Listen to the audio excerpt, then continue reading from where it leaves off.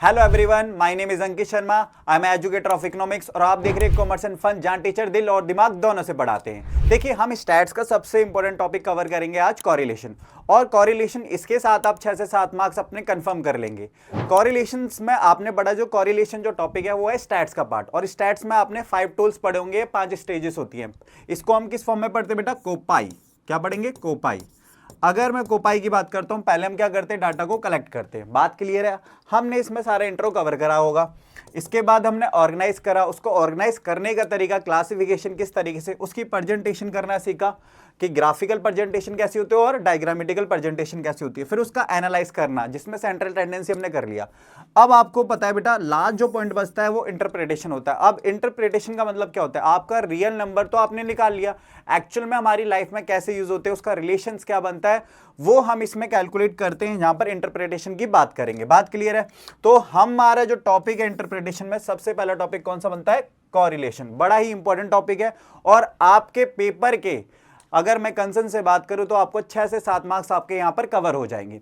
तो कॉरिलेशन होता है क्या, जरा समझो। अब कॉरिलेशन आपको मैंने बताया था डिमांड, और आपने प्राइस के बारे में पढ़ा था, प्राइस एंड डिमांड के बारे में, या demand of law of demand और लॉ ऑफ सप्लाई। ये किस चीज से पता लगा कि प्राइस बढ़ने से डिमांड कम होती है, या आपने पढ़ा कि इसके वाइस वर्सा। और वहीं सप्लाई के बारे में बात करी जाए तो प्राइस बढ़ता है तो सप्लाई भी बढ़ती है। डायरेक्ट रिलेशन और इनडायरेक्ट रिलेशन, जो रिलेशन बनते हैं वो किससे बनते हैं? कॉरिलेशन। आज हम उसी टॉपिक को कवर करेंगे, कॉरिलेशन होता क्या है। तो देखो, कॉरिलेशन का एक स्टैटिकल मेथड होता है। स्टैटिकल क्या होता है? मेथड होता है। आपको पता है 5 टूल्स है और ये लास्ट वाला टूल में आता है। बात क्लियर बेटा?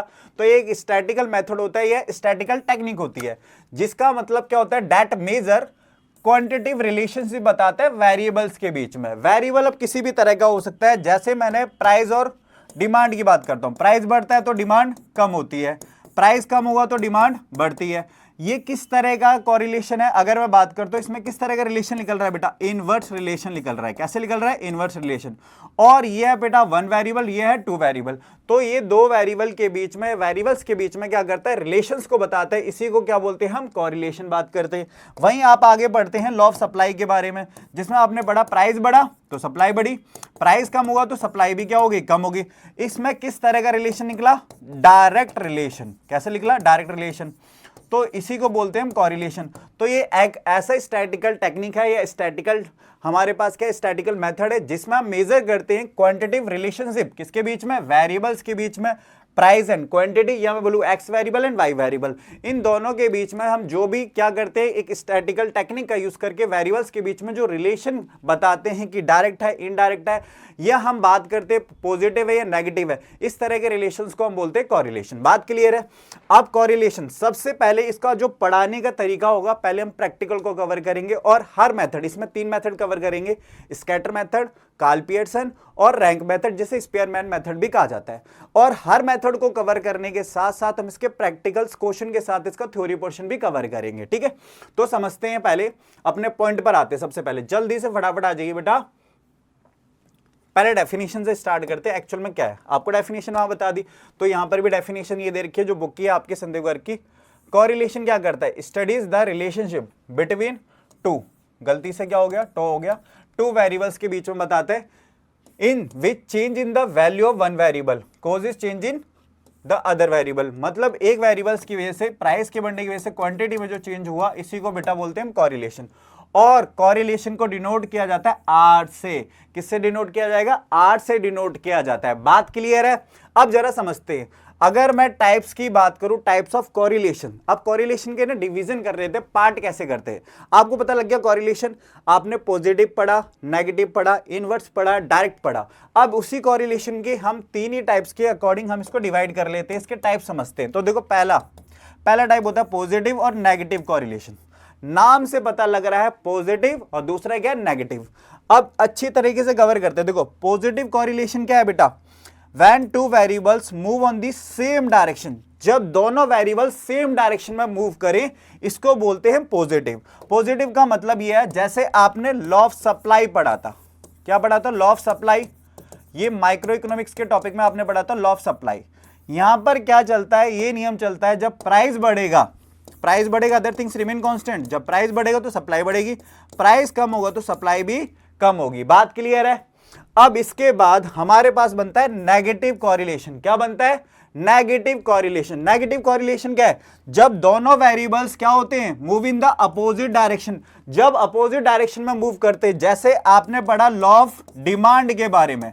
किसके बारे में पढ़ा? लॉ ऑफ डिमांड के बारे में बात कवर करी। जब प्राइस बढ़ा तो डिमांड कम होगी, तो इसमें किस तरह का रिलेशन हुआ? नेगेटिव कॉरिलेशन, क्योंकि ये अपोजिट डायरेक्शन में मूव कर रहे हैं और ये कैसे कर रहा है? सेम डायरेक्शन में मूव कर रहा है, तो इससे बोलते हैं पॉजिटिव। जब अपोजिट डायरेक्शन में मूव करते हैं तो नेगेटिव कॉरिलेशन होता है। ठीक है, अब ये तो आपको पता लग गया पॉजिटिव और नेगेटिव कॉरिलेशन। पहला टाइप क्लियर।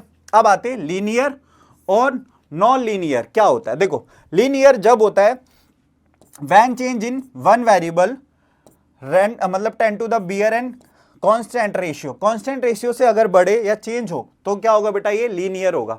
मतलब फॉर एग्जांपल मैंने बोला यहां पर प्राइस है और मैंने बोला यहां पर मैंने कर दिया क्वांटिटी है। ठीक है, दोनों समझना, क्वांटिटी ऑफ डिमांड। अगर प्राइस को मैं सेम रेशियो से बढ़ा रहा हूं 10 से, क्वांटिटी मैंने क्या करी बेटा? 5, मतलब एक का डिफरेंस है, देख रहे हो? तो सेम कांस्टेंट से क्या हो रही है? चेंज हो रही है, तो इसको बोलते हैं लीनियर कॉरिलेशन। क्या बोलते हैं? लीनियर, क्योंकि इसमें भी चेंज कितने का? 10 का आ रहा है, कांस्टेंट चेंज आ रहा है। इसमें क्या हो रहा है? जो चेंज है वो भी कांस्टेंट है। तो जब दोनों में कांस्टेंट चेंज होता है तो इसके बोलते हैं लीनियर कॉरिलेशन। वही नॉन लीनियर कौन सा कॉरिलेशन होता है? जिसमें बराबर चेंज ना हो। मतलब अगर प्राइस है और ये लिख दी मैंने क्वांटिटी, अब जरा समझना, इसमें क्या कर दिया मैंने? इस तरीके से मैंने लिख दिया 10 से चेंज हो रहा था। ठीक है, अब इसके बाद मैंने लिख दिया 15 से चेंज, फिर 10 से चेंज, फिर लिख दिया 5 से चेंज। और इसी में क्या होगा? वाई में क्या हो गया? 5 हो गया, फिर 4 हो गया, फिर 2 हो गया, फिर 1 हो गया, फिर ये इस तरीके से हमने इसको लिख दिया। इसको हालांकि हटा दो। ठीक है, क्लियर है? तो ये जो चेंज आ रहा है वो किस तरह का हो गया? नॉन लीनियर कॉरिलेशन हो गया। अब पहली बात क्या समझी? लीनियर कब होगा? जब कांस्टेंट चेंज हो, वेरिएबल्स के बीच में कांस्टेंट चेंज हो। और जब हमारे पास कांस्टेंट चेंज नहीं होता उसे नॉन लीनियर कहते हैं, नॉन लीनियर कहते हैं। अब आता है simple and multiple and partial correlation. देखो, सिंपल कॉरिलेशन कब होगा? जब हम क्या करते हैं? स्टडी करते हैं दो वेरिएबल्स के बीच में। किसके बीच में? दो वेरिएबल्स के बीच में, तो इसे बोलते हैं हम सिंपल कॉरिलेशन। और होता है मल्टीपल कॉरिलेशन, होता है जब 3 या 3 से ज्यादा करते हैं, क्योंकि यहां पर तो 2 कॉरिलेशन की बात हो रही है। कितनी की हो रही है? 2। और यहां पर मोर देन या तो 3 या मोर देन 3, तो इसे बोलते हैं मल्टीपल कॉरिलेशन। और पार्शियल कॉरिलेशन क्या होता है? जब दो वेरिएबल की वजह से क्या होता है? जो अगला है वो हमें क्या रखना पड़ता है? कांस्टेंट रखना पड़ता है। इसे क्या बोलते हैं हम? Partial correlation. जैसे आपको पता है, आपको एक चीज बोली गई थी, जैसे सप्लाई के बारे में पढ़ते हैं, मैंने बोला प्राइस बढ़ा तो सप्लाई बढ़ेगी। अब बोलोगे कि डिमांड से तो इफेक्ट पड़ेगा, नहीं, यहां पर डिमांड कांस्टेंट है, यहां डिमांड क्या रहेगी? कांस्टेंट रहेगी। अब अगर आपने जब सप्लाई पढ़ा है चैप्टर, तो आपको क्या पढ़ाया गया कि जब प्राइस बढ़ता है तो सप्लाई बढ़ती है। आपको है ना प्रोड्यूसर टेंडेंसी के हिसाब से सोचना है, कंज्यूमर टेंडेंसी के हिसाब से नहीं सोचना। आप बोलोगे नहीं, डिमांड ही नहीं हो रही तो सप्लाई कैसे बढ़ेगी? तो सिंपल सी बात है, इसे बोलते हैं पार्शियल कॉरिलेशन। जब दो वेरिएबल्स में तो चेंज आ रहा है, बट अदर जो कॉरिलेशन है उसको हम क्या रखते हैं? कांस्टेंट रखते हैं। क्या रखते हैं? कांस्टेंट रखते हैं, तो इसे बोलते हैं पार्शियल कॉरिलेशन। बात क्लियर है? चलो अब आते हैं इसके, हमारे पास ये तीनों टाइप से डेफिनेशन दी हुई है। ठीक है, क्लियर है? अब इसको अच्छे से समझते हैं, हमारे पास किस तरह के कॉरिलेशंस बनते हैं, डिग्रीज कैसे होती है कॉरिलेशन। ये तो हमें पता लग गया। पॉजिटिव कॉरिलेशन कैसे बनेगा जरा समझना। पॉजिटिव जब दोनों सेम डायरेक्शन में मूव करते हैं, डेफिनेशन वही है। और ये अपोजिट डायरेक्शन में जब मूव करते हैं तो इसे नेगेटिव बोलते हैं। लीनियर कौन सा होता था? जब कांस्टेंट प्रोपोर्शन से चेंज होता है। और यहां पर क्या होगा? जब हम नॉन लीनियर क्या होगा? जब do not change in constant या सेम प्रोपोर्शन से चेंज नहीं होगा। सिंपल कॉरिलेशन क्या होगा? जब दो वेरिएबल्स के बारे में स्टडीज करते हैं। और जब मोर देन 3 वेरिएबल्स के बारे में करते हैं तो मल्टीपल स्टडी हो गया। फिर पार्शियल स्टडी तो हमें पता ही है, वो बस डेफिनेशन पढ़नी और कुछ नहीं पढ़ना। बात क्लियर? अब आते हैं हमारे पास perfect correlation, absence of correlation और लिमिटेड डिग्री ऑफ कॉरिलेशन। देखो, परफेक्ट कॉरिलेशन में दो तरह के परफेक्ट बनेंगे, दो तरह के परफेक्ट कॉरिलेशन बनेंगे। एक बनेगा पॉजिटिव, एक बनेगा परफेक्ट नेगेटिव, एक होगा परफेक्ट पॉजिटिव। ध्यान से समझना, इसे लिखेंगे +1 जब परफेक्ट पॉजिटिव बनेगा। परफेक्ट नेगेटिव बना तो हमारे पास क्या बनेगा? Minus negative. ठीक है, क्लियर है? अब दोनों के बारे में समझना। When value of both variable change in the at the constant rate, जब कांस्टेंट रेट से बढ़ते हैं, जरा समझना। मैंने इसे पहले पॉजिटिव को बता दो तुम्हें, पॉजिटिव परफेक्ट, मतलब पॉजिटिव परफेक्ट को दिखा रहे हैं। पॉजिटिव क्या है? परफेक्ट पॉजिटिव है हमारे पास। क्या हो गया? Perfect positive. परफेक्ट पॉजिटिव क्या होगा? यहां पर है ना दोनों चीजें ना सेम कांस्टेंट से बढ़ रही हैं, सेम कांस्टेंट से ही बढ़ रही हैं, दोनों चीजें बढ़ेंगी। आप समझना कैसे बढ़ेगी। मैंने बोला प्राइस 10, 20, 30, 40, 50, इससे क्या होगा, जो सप्लाई है वो भी बढ़ रही है, मैंने सप्लाई लिख दिया। और देख रहे हो आप कांस्टेंट रेट बराबर देखोगे, 10, 10, 10, 10, 1, 1, 1, 1, क्लियर है, कांस्टेंट रेट से बढ़ रही है। तो दो चीजें याद रखना, परफेक्ट पॉजिटिव कब बनता है, जब पहली बात तो सेम डायरेक्शन में मूव करते हैं। कैसे करते हैं, सेम डायरेक्शन में मूव करें। चलो ठीक है, ये सेम डायरेक्शन में मूव कर रहा है, ये भी बढ़ रहा है, ये भी बढ़ रहा है। दूसरी बात, जब इसमें प्रपोर्शन क्या होगा, सेम प्रपोर्शनल से चेंज हो। चेंज कैसे हो, सेम प्रपोर्शनल से चेंज हो। चेंज इन सेम प्रपोर्शनल में जब चेंज होगा, चेंज इन सेम प्रपोर्शनल में जब चेंज होगा तो इसी को क्या बोलते हैं, परफेक्ट पॉजिटिव। वहीं परफेक्ट नेगेटिव कब बनेगा, परफेक्ट नेगेटिव के बारे में बात करूं तो इसे हम डिनोट करते हैं -1 से। किससे डिनोट करते हैं, -1 से। इसमें क्या होगा, एक चीज बढ़ रही है, एक वेरिएबल बढ़ रहा है, दूसरा वेरिएबल कम हो रहा है। यहां डिमांड के बारे में लिख दिया, यहां हमारे पास सप्लाई था, प्राइस को मैंने बढ़ाया तो यहां पर डिमांड क्या होगी, कम हो रही है।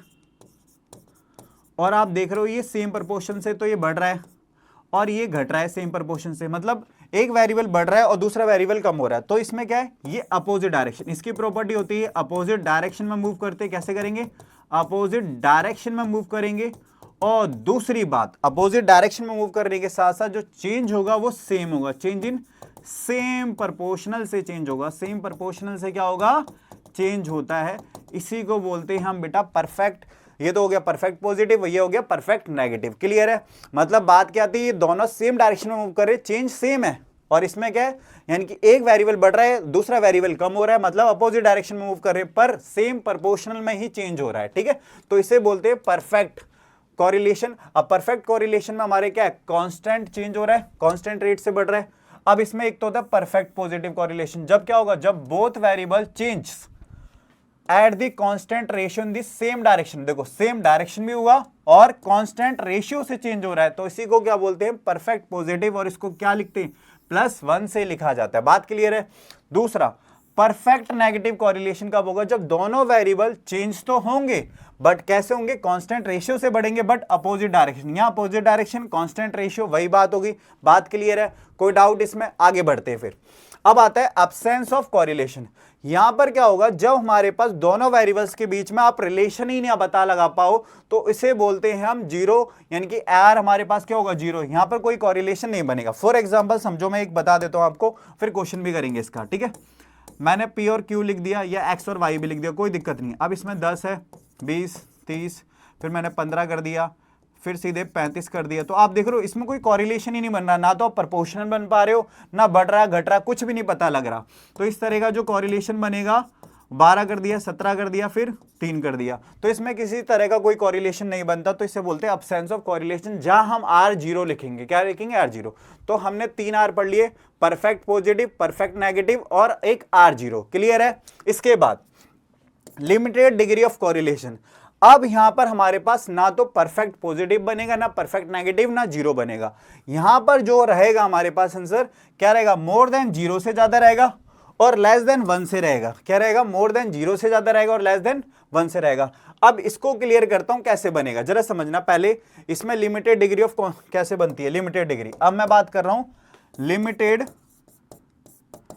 Degree of correlation. अब लिमिटेड डिग्रीज ऑफ कोरिलेशन। अब देखो इसकी कोरिलेशन की डिग्रीज कैसे बनेगी। अब मैंने बोला इसमें ना बात दो चीजें निकल कर आएंगी। इसका जो आंसर होगा वो तो 0 से क्या रहेगा, ज्यादा रहेगा। मोर देन क्या रहेगा, 0 से ज्यादा, और 1 से कम, 1 से कम रहेगा, यानी कि मोर देन 0 रहेगा, मोर देन 0 रहेगा और लेस देन 1 रहेगा। बात इतनी याद रखना। अब देखो इसको बनाते कैसे, इसमें कोई सेम डायरेक्शन मूव नहीं करेगा। मैंने प्राइस लिखा, ये क्वांटिटी लिख दी। अब इसमें मैंने लिखा 10 है, 20 है, फिर 35 लिख दिया, फिर लिख दिया 40 लिख दिया। तो इसमें देख रहे हो आप, और ये कम हो रहा है, 3 से हुआ, फिर 2 हो गया, फिर 1 हो गया। इसमें 2 का चेंज, फिर 1 का चेंज, फिर 1 का चेंज।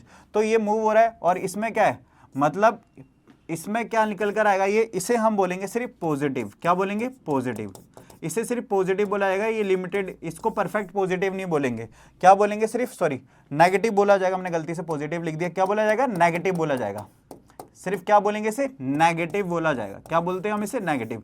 क्यों, क्योंकि AX वेरिएबल बढ़ रहा है और वाई वेरिएबल कम हो रहा है, बट सेम प्रोपोर्शनल से चेंज नहीं हो रहा है। यहां पर प्रोपोर्शन की बात हो ही नहीं रही है, मतलब कांस्टेंट होने की कोई बात ही नहीं हो रही है, क्योंकि कांस्टेंट रेशियो से मूव कर रहा है यहां पर, तो इसे बोलते हैं हम नेगेटिव। वहीं अगर मैं बात करूं, इसे परफेक्ट नहीं बोलेंगे, सिर्फ नेगेटिव बोला जाएगा। वहीं दूसरी तरफ जो डिग्री बनती है इसकी लिमिटेड डिग्री, उसमें क्या करोगे आप, एक को, अब इसको मुझे क्या करना है, इसको बढ़ा दिया मैंने, ठीक है, इसको बढ़ा दिया, 35 कर दिया, फिर 50 कर दिया, ठीक है। और दूसरी तरफ क्या करेंगे, अब इसको करते हैं हम 20 से कर दिया, 10 कर दिया, फिर 5 कर दिया, 3 है, 2 है, ठीक है। सॉरी, इसको बढ़ाना था मुझे, पॉजिटिव बनाना है ना, ठीक है, पॉजिटिव बनाते हैं। 30 हो गया, 40 हो गया, और फिर मैंने कर दिया 60, फिर लास्ट में कर दिया 100। अब इसमें सेम प्रोपोर्शन से तो चेंज नहीं हो रहा, तो इसका डायरेक्शन क्या है, एक्स वेरिएबल भी बढ़ रहा है, वाई वेरिएबल भी बढ़ रहा है, तो इसमें क्या होगा, पॉजिटिव होगा, सिर्फ क्या होगा, पॉजिटिव होगा। पॉजिटिव तो हुआ, बट यहां पर कोई कांस्टेंट की बात हो ही नहीं रही है, कांस्टेंट रेशियो से चेंज हो रहा है, यहां पर कांस्टेंट हो गई नहीं बात, ठीक है। तो हमारे पास हमने तीन तरीके से पढ़े। एक तो परफेक्ट कोरिलेशन, जिसमें हमने परफेक्ट पॉजिटिव भी पढ़ लिया और परफेक्ट नेगेटिव भी पढ़ लिया। इसमें क्या की बात थी कि एक्स वेरिएबल भी बढ़ रहा है और वाई वेरिएबल भी, दोनों ही वेरिएबल अगर बढ़ रहे हैं तो ये क्या होगा, परफेक्ट, और सेम डायरेक्शन में मूव कर रहे हैं, क्योंकि दोनों बढ़ रहे हैं तो सेम डायरेक्शन में, यानी कि क्या होगा, सेम चेंज से प्रोपोर्शनल में चेंज हो रहा है। और दूसरा परफेक्ट नेगेटिव कब होगा, जब हमारे पास अपोजिट डायरेक्शन में क्या कर रहा है, मूव कर रहा है, एक बढ़ रहा है दूसरा कम हो रहा है, पर सेम प्रोपोर्शनल से चेंज हो रहा है। फिर जिसमें कोई कॉरिलेशन ही ना बन पाए, डिटरमाइन ही नहीं कर पाए आप किस तरह का रिलेशन निकल रहा है, तो उसे क्या बोलेंगे हम, नो कॉरिलेशन। वहीं लिमिटेड डिग्री में हमारे पास प्लस पॉजिटिव भी नहीं बनेगा, मतलब परफेक्ट पॉजिटिव भी नहीं होगा, परफेक्ट नेगेटिव भी नहीं रहेगा। इसमें क्या वैल्यू रहती है, मोर देन 0 या लेस देन 1 होती है। यहां आपने p बना दिया, q बना दिया। अब यहां पर आप क्या कर रहे हो, आपको पता तो लग गया कि x वेरिएबल बढ़ रहा है, दूसरा वेरिएबल कम हो रहा है, पर चेंज सेम नहीं है, कोई कांस्टेंट रेशियो से चेंज नहीं हो रहा।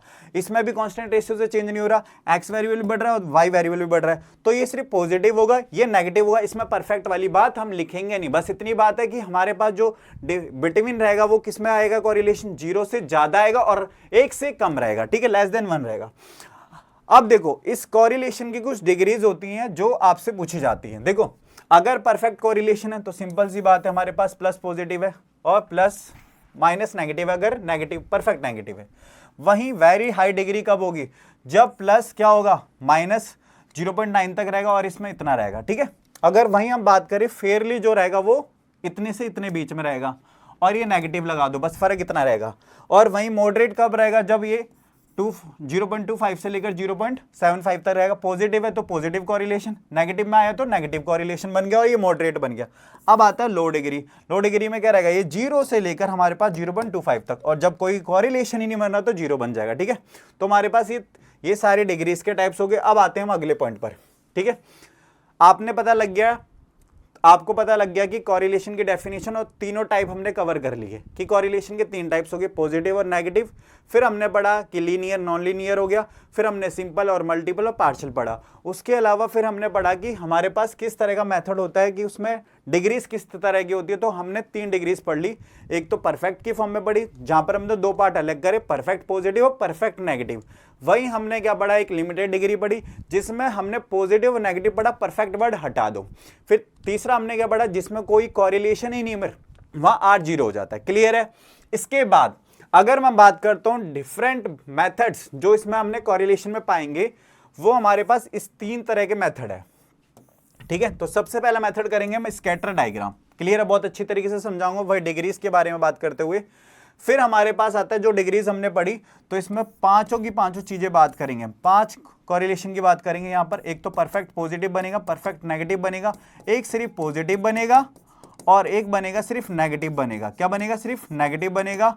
और वहीं हमारे पास लास्ट में बनेगा नो कोरिलेशन, कोई कोरिलेशन ही नहीं बन रहा, तो यहां पर हम क्या लिखेंगे, R0 लिख देंगे। क्या लिख देंगे, R0। बात क्लियर है। तो यहां पर हम पढ़ेंगे स्कैटर डायग्राम। अब स्कैटर डायग्राम ने सिर्फ क्वालिटी बेस था, क्वांटिटेटिव नहीं था। तो कार्ल पियर्सन ने 1890 में, ठीक है, कार्ल पियर्सन क्या थे बेटा, स्टैटिकल जो स्टडी करी थी जिन्होंने, ठीक है, एक साइकोलॉजिस्ट थे जिन्होंने क्या करा, इस पे स्टडी करी और इसको क्वांटिटेटिव मेथड में कन्वर्ट करा। और ये सबसे ज्यादा स्टैटिकल टूल्स में यूज भी किया जाता है, इसका स्टैटिकल स्टडी भी कहा जाता है इसे, ठीक है। स्टैटिकल स्टडी से हम इसको कैलकुलेट करते हैं और ये सबसे ज्यादा चलता है मेथड। फिर इसके अलावा रैंक स्पीयरमैन, ये भी हमारे पास एक तरीके का क्या हुआ, ये 1904 में बनाया गया था बेटा, ठीक है। और इनका नाम था चार्ल्स एडवर्ड, ठीक है, जिन्होंने इसको दिया था, ठीक है, स्पीयरमैन। अब जरा समझना, ये रैंक मेथड हो गया, स्पेयरमैन हो गया, 3 मेथड कवर करेंगे हम। तो सबसे पहले उठाते हैं हम स्कैटर डायग्राम। क्या उठाते हैं? Scatter diagram. तो समझने वाली बात क्या है, जरा समझो। देखो स्कैटर डायग्राम क्या है, गिवन डाटा प्लॉट होगा बेटा ग्राफ पेपर पर by looking at the scatter of the point of graph. अब ग्राफ को देखोगे आप, उसी के बाद समझ जाओगे कि दो वेरिएबल के बीच में किस तरह का डायरेक्शन हो रहा है और किस तरह की बात रखी जा रही है। ठीक है, अब समझना जरा, मैं इसको ना डायग्राम में, आपके डायग्राम में उसी के अकॉर्डिंग फिर क्वेश्चन बताऊंगा, क्वेश्चन कैसे बनता है। बात क्लियर है? पहला आता है बेटा परफेक्ट पॉजिटिव कोरिलेशन, जिसमें +1 लिखा जाता है, अभी बताया इससे पहले हमने। अब इसमें क्या होगा, स्कैटर डायग्राम के अंदर एक स्ट्रेट लाइन बनाएगा, पता है स्ट्रेट लाइन बनाएगा। अब इसमें दो बातें निकल कर आएंगी। पहली बात, ये सेम डायरेक्शन में मूव कर रहा है, ठीक है, वही बात जो हमने पढ़ी थी, सेम डायरेक्शन में। और दूसरी बात, सेम डायरेक्शन में मूव करेगा, और दूसरी बात जो चेंज होगा वो सेम प्रोपोर्शन में चेंज होगा। क्या होगा? सेम प्रोपोर्शनल में चेंज होता है, इसी को हम बोलते हैं परफेक्ट पॉजिटिव। अब जरा समझना, ये हमारे पास ये चेंज दिखेगा, देख रहे हो, ये बराबर चेंज है, इंटरवल देखो बराबर बन रहा है बेटा, तो ये क्या होगा? परफेक्ट पॉजिटिव बन गया। ठीक है, ये इस तरीके ये परफेक्ट पॉजिटिव बन जाता है। ये सारे पॉइंट है परफेक्ट पॉजिटिव, सेम डायरेक्शन में सेम इंटरवल में चेंज हो रहा है, तो ये परफेक्टली पॉजिटिव बन जाता है, इसमें कोई दिक्कत नहीं होने वाली है। बताओ, इतनी बात क्लियर है? चलो इसके बाद आगे बढ़ते हैं हम। ये तो हो गया परफेक्टली पॉजिटिव। अब आता है परफेक्ट नेगेटिव। इसमें क्या होगा? दूसरी बात देखो, इसमें निकल कर आएगी एक बात कि ये पहली बात तो अपोजिट डायरेक्शन में चलते हैं। कैसे चलेंगे? अपोजिट डायरेक्शन में। ठीक है, कैसे निकलते हैं? अपोजिट डायरेक्शन में। मतलब यहां पर अगर मैं अपोजिट डायरेक्शन की बात करूं और यहां पर जो चेंज होगा वो सेम प्रोपोर्शनल से चेंज नहीं होता, यहाँ सॉरी सेम प्रोपोर्शनल से ही चेंज होगा, सेम प्रोपोर्शनल तो सेम ही रहेगा, और इसे माइनस नेगेटिव से प्लॉट किया जाता है। अब इसमें देखो, अगर आप देखोगे तो यहां पर एक पॉइंट बनाता हूं मैं, इस तरह का पॉइंट है, ये हो गया, ये पॉइंट बनते जा रहे हैं, ठीक है, ये सारे पॉइंट डिटरमाइन है। आप देख रहे हो तो इसमें किस तरह का रिलेशन मिल रहा है? नेगेटिव। नेगेटिव मिल रहा है क्योंकि ये अपोजिट डायरेक्शन में जा रहे हैं। क्यों? जब एक चीज बढ़ी तो दूसरी चीज क्या होगी? यहाँ पर अगर मैं बात कर रहा हूँ, ऐसे बढ़ रहा है तो ये बढ़ता जा रहा है, तो ये मतलब ये क्या हो रहा है? बढ़ रहा है, ये कम होता जा रहा है, ये अंदर की तरफ शिफ्ट होते जा रहे हैं सारे के सारे कर्व, जैसे आपने डिमांड में बनाए थे, अंदर की तरफ क्या हो रहे हैं? शिफ्ट हो रहे हैं। ठीक है, अगर एक इधर मेथड बना के दिखा देता हूं मैं आपको, इसमें क्या हुआ हमारे पास, जैसे आप देख रहे हो कर्व में क्या दिखेगा आपको? एक चीज बढ़ रही है तो दूसरी चीज क्या होगी? कम होगी। तो ये अपोजिट डायरेक्शन में मूव करते हैं। कैसे करते हैं? अपोजिट डायरेक्शन में मूव करते हैं, पर सेम प्रोपोर्शनल से चेंज होगा। चेंज क्या होगा? सेम प्रोपोर्शनल में होगा। ये लॉ ऑफ डिमांड वाला पॉइंट बन जाता है हमारे पास, पर यहाँ सेम प्रोपोर्शनल की बात हो गई, बस फर्क ये है। अब आता है सिर्फ पॉजिटिव कोरिलेशन।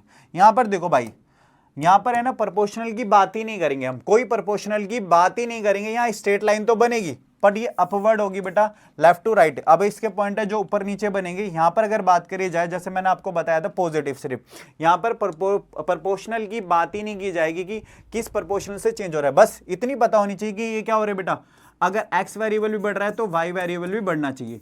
पर यहाँ हम बात करते हैं प्रोपोर्शनल की बात ही नहीं होगी। यहाँ पर अगर मैं बात करता हूँ, कोई प्रोपोर्शनल की बात ही नहीं निकल कर आएगी कि प्रोपोर्शनल में किस तरह का चेंज है, किस तरह का चेंज नहीं है। यहाँ पर प्रोपोर्शनल की बात ही नहीं करनी है। ठीक है, यहाँ पर भी सेम, यहाँ पर क्या है, एक वेरिएबल बढ़ रहा है तो दूसरा वेरिएबल कम हो रहा है, सिर्फ नेगेटिव है। यहाँ पर भी कोई प्रोपोर्शनल की बात नहीं होगी। अभी हम इसका क्वेश्चन भी करेंगे कि कैसे हम इसको स्कैटर डायग्राम को बनाते हैं। ठीक है, अगली बात, अब हाई डिग्री और लो डिग्री में तो आपको पता लग रहा है, हाई डिग्री में थोड़े चिपके रहते हैं और लो डिग्री में फैले रहेंगे ये पॉइंट। ठीक है, क्लियर है। नो कोरिलेशन क्या बनता है? इस तरह का कोई कोरिलेशन आप डिटरमाइन ही नहीं कर सकते। मैं कैसे पॉइंट बनाऊं एक्स वाई के? इसमें भी नो कोरिलेशन, इस तरह का चल रहा है, अपवर्ड है, पहले डाउनवर्ड हुआ फिर अपवर्ड, तो इस केस में क्या होगा? नो कोरिलेशन बनेगा। अब इसका क्वेश्चन उठाते पहले, सबसे पहले फटाफट आ जाइए अपने हमारे क्वेश्चंस पर और क्वेश्चन को कवर करेंगे। देखो स्कैटर डायग्राम का एक क्वेश्चन दिया हुआ है। ठीक है, क्लियर है। इतनी बात क्लियर हो गई आपको। 5 डिग्रीज बता दी मैंने इसके अंदर, एक तो बनती है हमारी परफेक्ट पॉजिटिव और एक परफेक्ट नेगेटिव। सिंपल सी बात, क्या अगर ये जब सेम डायरेक्शन में मूव कर रही है और सेम प्रोपोर्शनल से चेंज हो रही है तो परफेक्ट पॉजिटिव होगी। वहीं परफेक्ट नेगेटिव कब होगी? जब बोला गया कि से इसमें क्या होगा? रिवर्स, यानी कि अपोजिट डायरेक्शन में क्या कर रही है? मूव कर रही है, पर सेम प्रोपोर्शनल से चेंज हो रहा है, तो ये परफेक्ट नेगेटिव बनेगी। और पॉजिटिव कब बनेगी? जब एक और एक, मतलब ये 0 और 1 से के बीच में चलती है, यानी कि मोर देन 0 होनी चाहिए और लेस देन मतलब सॉरी मोर देन 0 होनी चाहिए और लेस देन 1 होनी चाहिए। तो पॉजिटिव क्या होगा, यहां पर क्या होगा, दोनों वेरिएबल अगर बढ़ रहे हैं पर सेम प्रपोर्शन से चेंज नहीं हो रहा तो ये क्या बनेगा, सिर्फ पॉजिटिव। वहीं चौथी बात हमने क्या पढ़ी थी, जो चौथा पॉइंट था हमारा नेगेटिव का, उसमें क्या होगा, ये अपोजिट डायरेक्शन में मूव कर रहे हैं बट यहां सेम प्रोपोर्शनल की होगी, बात ही नहीं होगी, नो कोरिलेशन। जब कोई आपको पता है एक्स और वाई में आप कोई कोरिलेशन ही नहीं ढूंढ पाओ, कोई रिलेशन ही ना बना पाओ, तो इससे क्या बोलते हैं, नो कोरिलेशन। अब स्कैटर डायग्राम का पहला question, given the following pair of values of variables of X and Y. दो वेरिएबल दिए हुए हैं आपको एक्स और वाई के, बात क्लियर है। अगर मैं बोलूं ना आपको, है ना, सिंपल सी बात है, ग्राफ तो बनाना भी नहीं, ग्राफ के बिना ही आप इसको इंडिकेट कर सकते हो किस तरह का बनेगा, क्योंकि इसमें वैल्यू तो नहीं निकालनी होती। आप देख रहे हो इन सब में क्या है, बराबर डिफरेंस है, 10 10 10 10 10 10 दिख रहा है आपको, क्लियर है इतनी बात।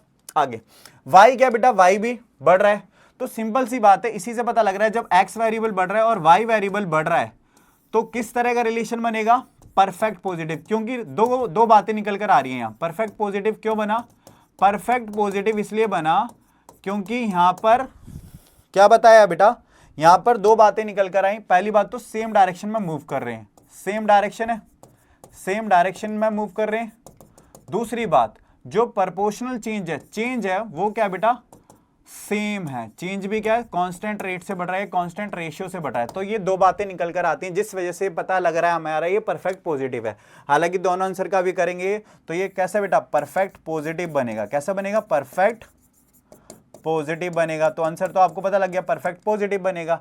अब स्कैटर डायग्राम भी बनाकर दिखाते हैं ताकि आपको क्लियर हो जाए, ठीक है। देखो हमें 10 10 का गैप दिया हुआ है, origin point, X axis, another one Y axis, ठीक है। अब आपको क्या करना है, 10 है, 20 है, 30 है, कितने वेरिएबल दिए हुए हैं, 70 तक, चलो 40 वेरिएबल्स, 60 और लास्ट वन हमने लिख दिया 70, क्लियर है। इसके बाद हमें क्या करना है, 25 से 25, 50 और ये करेंगे 75 और ये लास्ट वन 100, 100 के बाद क्या है, अच्छा 125 भी है और 150 भी है और 175 भी है, क्लियर है इतनी बात। अब इसके पॉइंट्स को प्लॉट करते हैं, फिर डायग्राम में देखते हैं हमारे पॉइंट बनेंगे कैसे, ठीक है, क्लियर है। अब पॉइंट बनेंगे कैसे, थोड़ा मतलब सिंबल बढ़ा लेते हैं। 10 पर कितना है, 25 है, 10 पर है 25, ये बन गया पॉइंट इधर, क्लियर है। थोड़ा मार्कर चेंज करते हैं अपने पॉइंट पर, ठीक है, ये कितना हो गया, ठीक है। इसके बाद हमारे पास क्या बनता है, 20 पर कितना है, 50 है, 20 पर है 50। इसके बाद कितना है, 30 पर 75, 30 पर 75। इसके बाद 40 पर कितना है, 100 है, चलो 100 प्लॉट कर दिया। 100 प्लॉट करने के बाद फिर कितना बनेगा, 50 पर 125, तो भाई ये 125 इधर बन गया, चलो ठीक है।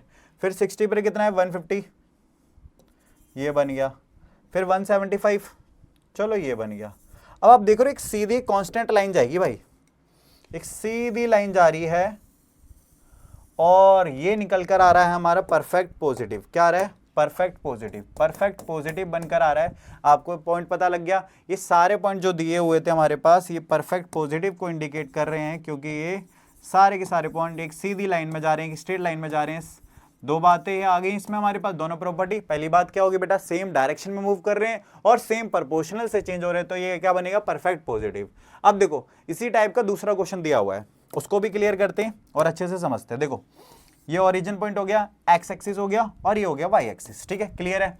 इसके बाद हम पॉइंट बनाते हैं। अब ये देखो डिफरेंस हम लेके चलें तो भाई 5 का डिफरेंस लेके चलें, ठीक है भाई, 5 के डिफरेंस से अच्छा बन जाएगा टेबल, ठीक है। चलो 5, 10, 15, 20, 25, 30 और कितना है लास्ट 50 तक है, 35 और ये 40, 45 और ये बन गया 50, ठीक है, क्लियर है। चलो इसके बाद इसमें 70 तक है, तो 70 तक है तो इधर 70 तक के अकॉर्डिंग बना लेते हैं। 10 हो गया, फिर कितना हो गया, 50, 20, 25 एंड 30 एंड 35 एंड 40 एंड 45, ओहो 50 के बाद 55, 60, 65 और लास्ट बना देते 70 इधर, कोई दिक्कत नहीं है, ठीक है। 70 तक मैंने बना दिया, कोई दिक्कत नहीं। अब देखो, अब इसके बाद क्या करते हैं, हम इसको प्लॉट करते हैं। देखो अब इसमें ना कोरिलेशन, आपको देखो पहले आइडेंटिफाई क्या करना है, 8 का चेंज 8 का चेंज सेम, ठीक है, ये भी चेंज हो रहा है। अब ये देखो सेम प्रोपोर्शनल से, तो पहली बात तो यहाँ जो कांस्टेंट वाली कांस्टेंट रेशियो वो तो नहीं बन रहा, यहाँ पर कांस्टेंट रेशियो जो चेंज हो रहा है वो तो नहीं बन रहा। पर देखो इसमें क्या हो रहा है, एक्स वेरिएबल बढ़ रहा है तो वाई वेरिएबल कम हो रहा है, तो ये दो कंडीशन है। इसे सिर्फ नेगेटिव बोला जाएगा, क्या बोला जाएगा, सिर्फ नेगेटिव। कैसा डिग्री बनता है बेटा, ये नेगेटिव वाली डिग्री बन गया। कैसा बन गया, ये नेगेटिव बन गया। हम इसे बेटा क्या बोलेंगे, हम इसे नेगेटिव कोरिलेशन बोलेंगे, हम परफेक्ट नेगेटिव नहीं बोलेंगे, नेगेटिव बोलेंगे। परफेक्ट नेगेटिव जब बनता है जब प्रोपोर्शनल क्या होता है, सेम होता। हालांकि इसे अगर मैं डायग्राम में प्लॉट करूं तो आपको डायग्राम में पॉइंट मिल ही जाएगा कि किस तरह का, एक सीधी लाइन ना बनकर एक अलग लाइन बनेगी। एक इमेजिनरी लाइन तो हम खींच देते हैं, बाकी उसके आसपास देखते हैं कि पॉइंट बन रहा कैसे, ऊपर नीचे कोई लाइन बन पा रही है, सीधी लाइन आ रही है, नहीं आ रही है। तो देखो हमारे पास क्या है, 8 पर क्या है 70 है, 8 पर हमारे पास 70 है, तो 8 हमारे पास ये हो गया, और 70 70 70 70 70 70 70 ये हो गया, ठीक है। इसके बाद क्या करा हमने, इसके बाद 16 पर कितना है, 16 पर है 58, तो हमने इधर कर लिया, ठीक है, 58 है तो 58 इधर हो जाएगा, ठीक है। इसके बाद क्या है, फिर हमने 24 पर कितना करा, 50 है, 24 पर 50 है, तो इससे थोड़ा सा कम कितना हो गया, 50 50 50 50 50 50, चलो ये हो गया, ठीक है। इसके बाद क्या हमारे पास 31 पर 32 है, 31 पर 32 ये हो गया, ठीक है। इसके बाद हमारे पास क्या 42 पर 26 है, ठीक है। और लास्ट 150 पर हमारे पास कितना 12 है, तो ये बन गया, ठीक है। अब देख रहे हो ये पॉइंट कैसे नीचे डायरेक्शन में तो जा रहे हैं, बट ये किस तरह के होंगे, एक इमेजिनरी लाइन अगर मैं खींच दूं इधर से तो हमारे पास क्या बन जाएगा, ये सिर्फ नेगेटिव बना रहा है, सिर्फ क्या बना रहा है, सिर्फ नेगेटिव, ना कि परफेक्ट नेगेटिव। तो ये तो हो गया स्कैटर डायग्राम। आपका पहला मेथड होता है क्लियर, ठीक है। अब पहले मेथड में आपको कुछ फीचर्स को जरा समझना है और कैसे कवर करना है उसको समझते हैं। देखो इसकी प्रॉपर मतलब मेरिट्स और डीमेरिट्स कवर करते हैं पहले हम। देखो मेरिट्स क्या होती है, डीमेरिट्स क्या होती है। थ्योरी का पोर्शन सिर्फ आपको मेरिट और डीमेरिट पर ही बेस चलेगा, ठीक है। पहला मेरिट्स के बारे में बात करिए जाए तो सबसे सिंपलेस्ट जो मेथड है वो स्कैटर मेथड है। आप सिर्फ टेबल की हेल्प से ही बता सकते हो किस तरह का इसमें कोरिलेशन बनेगा, परफेक्ट पॉजिटिव बनेगा, परफेक्ट नेगेटिव बनेगा, या सिर्फ पॉजिटिव बनेगा, नेगेटिव बनेगा, या नो कोरिलेशन बनेगा। बात क्लियर है। दूसरी बात, अगर इसमें कोई भी एक्सट्रीम वैल्यू ऐड कर दी जाए, कोई भी एक्सट्रीम वैल्यू आ भी जाए तो इससे कोई इंपैक्ट नहीं पड़ेगा। सिंपल सी बात है, मुझे एक टेबल में एक एक्स्ट्रा और बनाने पड़े, जैसे मान लो मुझे क्या बोला गया था, जैसे हमने अभी बनाई टेबल, ठीक है, 175 तक बनाई थी जो पहली टेबल थी, अगर उसमें 200 भी आ जाए तो इससे कोई इफेक्ट थोड़ी ना पड़ेगा। आप बता सकते हो कि तब भी रिलेशन किस तरह का चल रहा है, पॉजिटिव चल रहा है, ये बात है, तो एक्सट्रीम वैल्यू से इफेक्टेड नहीं होंगे। अब डीमेरिट की बात करी जाए तो एग्जैक्ट डिग्री तो नहीं होती है। आपको पता है कि एग्जैक्ट वैल्यू तो नहीं बता रहा है, या तो ये +1 बता पा रहा है, प्लस -1 बता पा रहे हैं, यानी कि क्वालिटी को बता रहा है ना कि कोई क्वांटिटी, मतलब सॉरी ये क्वालिटी को बता रहा है ना कि कोई क्वांटिटी को, सिर्फ क्वालिटी बता रहा है। तो ये क्वालिटेटिव फॉर्म होगी। कैसी होगी, क्वालिटेटिव फॉर्म होगी। इसमें कोई क्वांटिटी, एग्जैक्टली कोई क्वांटिटी हमें नहीं पता लग रही है, तो इसमें इसकी डीमेरिट होगी। बात क्लियर है। चलो अब अगले मेथड पर बढ़ते हैं हम अपने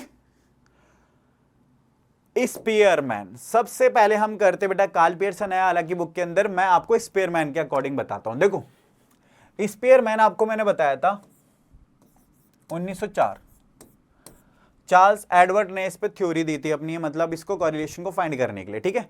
इन्होंने बोला कि रैंक मेथड से सॉल्व करेंगे हम कोरिलेशन को। कैसे करेंगे, रैंक से। तो ये भी एक क्वालिटेटिव मेथड था, ना कि कोई क्वांटिटिव मेथड, ये क्वालिटेटिव मेथड था। अब इसमें ना हम रैंक्स देंगे, तो हम इसमें ना 3 तरह की प्रॉब्लम को सॉल्व करेंगे, जहां पर रैंक्स आर गिवन होगी, रैंक्स आर नॉट गिवन होगी, और जहां रैंक्स आपको इक्वल या रिपीटेड दे रखी होगी। बात क्लियर है, इतनी सी बात समझनी है। देखो अब जब हमारे पास ये 2 मेथड है तो इसके लिए एक छोटा सा फॉर्मूला बनता है हमारे पास, ठीक है, और इसको RS से प्लॉट करते हैं, मतलब कोरिलेशन ऑफ स्पीयरमैन। तो स्पीयरमैन मेथड है तो इसलिए इसे डिनोट किससे किया जाएगा, RS से, स्पीयरमैन के लिए, ठीक है। 1 माइनस क्या होगा 6, और ये क्या होगा, इसमें डेविएशन की फॉर्म निकालते हैं, डी का मतलब है डेविएशन। और क्या करेंगे, यानी कि समीशन, जो सिग्मा होता है वो समीशन बताता है कि समीशन ऑफ डी की स्क्वायर अपॉन में एन नंबर ऑफ आइटम्स कितने हमारे पास, उसमें से हमें क्या करना है, नंबर को माइनस करना है, उसकी क्यूब कर उसमें से नंबर माइनस कर देना है। ये हमें पता लग गया इस तरह का नंबर ऑफ डेविएशन और डिफरेंसेस क्या है। डिफरेंसेस जो बताता है स्क्वायर्स के बीच में क्या है, रैंक्स के बीच में डिफरेंसेस क्या है, इसका डेविएशन डिफरेंस से निकालते हैं।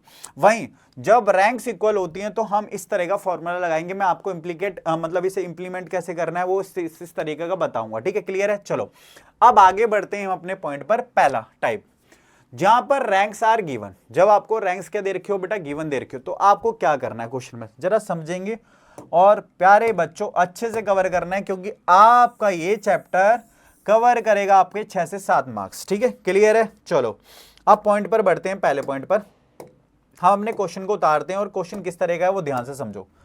हमें दिया हुआ बेटा एक्स, ठीक है, क्लियर है। अब एक्स दिया हुआ है, जहां पर जजमेंट दी गई है, चलो कोई बात नहीं, और ये हमने लिख लिया वाई। ठीक है, ज्यादा बड़ी टेबल बना दी है, इतनी बड़ी टेबल की जरूरत नहीं थी। चलो अभी इसे छोटा कर दे टेबल। ठीक है, फटाफट।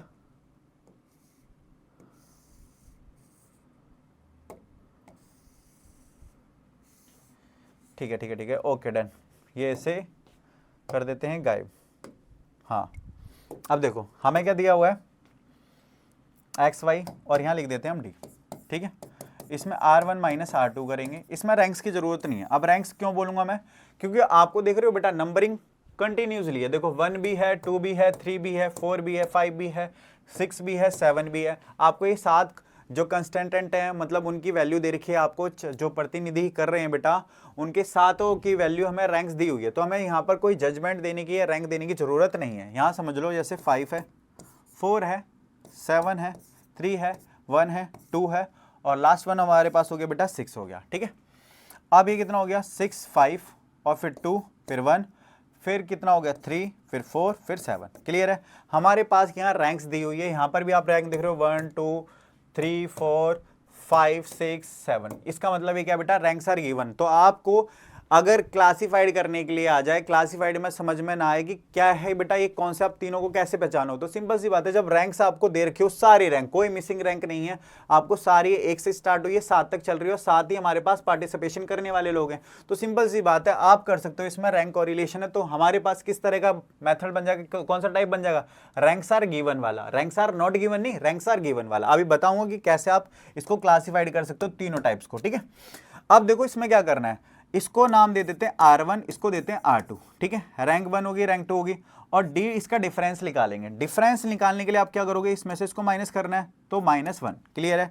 और इसमें से इसको करा तो हमारे पास क्या होगा, -1। चलो ठीक है भाई, इसमें से करा तो ये कितना हो गया, 5 हो गया। ठीक है, ये कितना हो गया, 2 हो गया, और ये कितना हो गया, ये भी 2 हो गया, -2 सॉरी, और ये कितना होगा, -2, और ये कितना होगा, -1। ठीक है, अब इसकी D की स्क्वायर निकालेंगे। क्या निकालेंगे, D की स्क्वायर।